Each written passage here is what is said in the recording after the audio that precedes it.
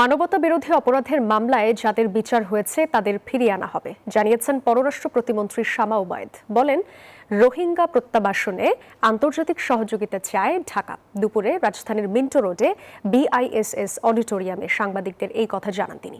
পদ্মা সেতু, metro rail এবং elevated expressway নির্মাণের গর্বিত অংশীদার বসুন্ধরা সিমেন্ট। খান বাংলাদেশের আইনে ওনার বিচার হয়েছে এবং উনি যেহেতু পলাতক আসামি, ওনাকে ফিরিয়ে আনার জন্য আমরা যে চিঠিটা দেওয়ার প্রয়োজন সেটাই আমরা দিয়েছি। এবং এটা আমরা বারবার বলেছি আগেও যে কূটনৈতিক যে কূটনীতিতে যেই নর্মস আছে, যেই প্রোটোকল আছে, সেই প্রোটোকল অনুযায়ী আমরা এক্সট্রাডিশন ট্রিটি অনুযায়ী ওনার আসাদুজ্জামান কামালকে দেশে ফিরিয়ে এনে ওনার বিচারও সম্পন্ন করা হবে।